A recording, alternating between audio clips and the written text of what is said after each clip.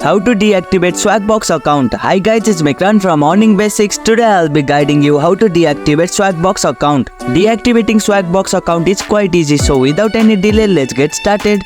Log into your Swagbucks account.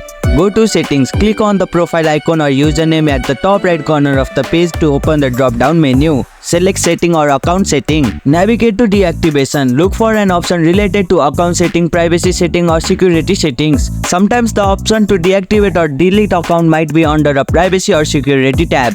Deactivate account. Find the option to deactivate or delete your account. Confirm deactivation. Look for the prompt to confirm your decision to deactivate your account.